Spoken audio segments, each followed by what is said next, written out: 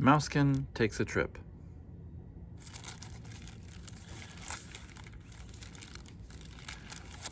You'll notice that this book has saguaros in it, but the pronunciation key in the book is incorrect.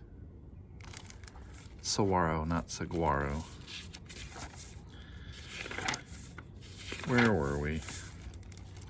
In early spring, when rain-filled seeds begin to grow and winter's store of food is gone, a white-footed mouse is hungry.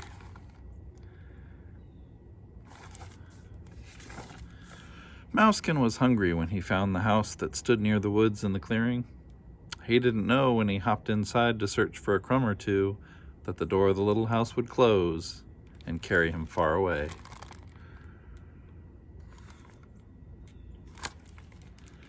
As Mouskin nibbled the food he found, the room began to sway. He hopped upon a window ledge and blinked his eyes to see trees and woodland creatures disappear from view.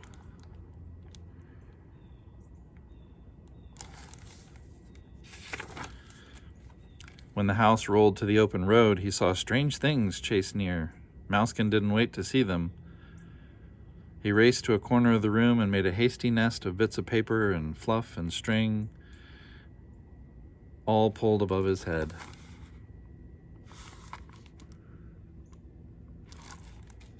Mouskin couldn't count the miles, nor the days that passed. He only knew that he'd never been so far away from home before. One night the door stood open as he searched the room for food with a squeak. He jumped to the ground below and raced away to freedom. The slipping sands of the desert floor soon tired the little mouse. There were no paths to follow, no underbrush in which to hide. Above him was the open sky.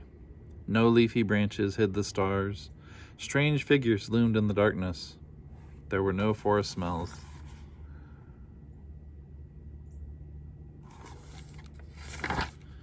When Mouskin could run no longer, he stopped and looked about. Was that a bearded dragon? A long-eared cat with rings around its tail? When something furry brushed beside him, Mouskin dove for cover. Beneath a sandy blanket and safely out of sight, Mouskin closed his eyes and slept.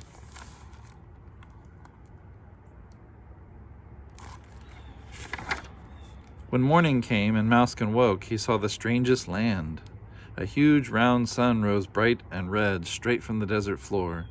Giant plants with outstretched arms stood rooted to the ground. There were clusters of waxy beaver tails and thorns on every side. Mouskin drummed his tiny paw upon the desert sand.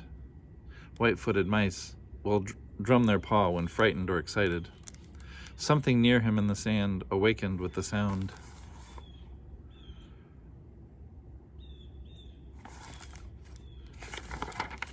A horned-toed lizard appeared before him, flicking the sand from his scaly back. Mouskin leaped into the air away from the awful creature. The lizard didn't follow. He breakfasted on ants.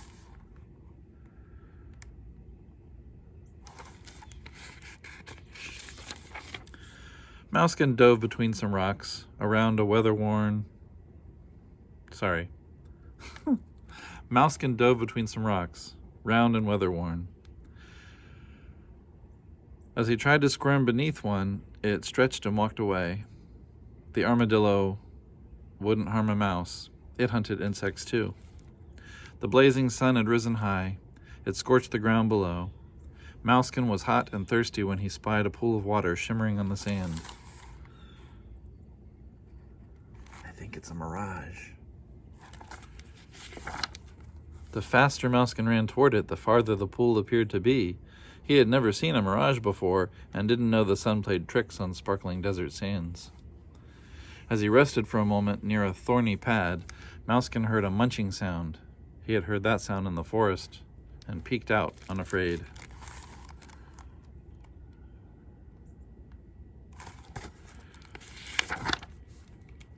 A desert tortoise snapped large chunks of juicy prickly pear. The tortoise was much larger than turtles he had known.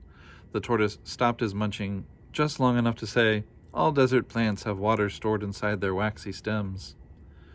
Mouskin tasted the juicy plant, then nibbled hungrily. With greedy plants holding wells of... Not greedy. With green plants holding wells of water and food enough to eat, Mouskin knew he could survive if he could find a shelter. Halfway up a small saguaro, Mouskin spied a hole. The very same size a woodpecker makes in the trunk of an old cherry tree. He scampered up the fluted stem till he came to the opening and hopped inside to rest.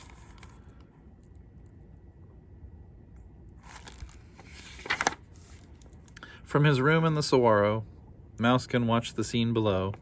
There would be no need to venture far with food outside his door. He watched a desert mother feed her young, and a sidewinder leave its pattern in the sand, till a flash of lightning and a clap of thunder sent them racing off for some cover.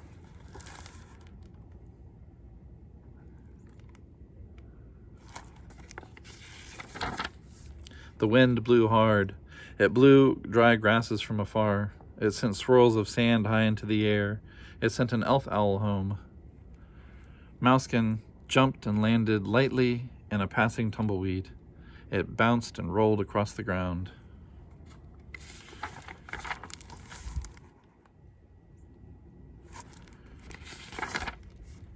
Mouskin rolled over and over, looping and spinning about. There was nothing to stop its onward rush, pushed from behind by the wind, until in a sudden gust it came to rest against the house on wheels. Its doors for a moment opened, and Mouskin slipped inside.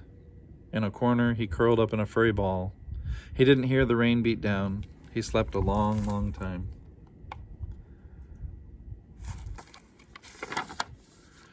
When the room swayed gently once again, Mouskin jumped to the sill. The desert was changed as if by magic. There was color everywhere. Mouskin brushed the sand from his coat as the little house rolled along. When the sun went down in the western sky, he knew he was going home.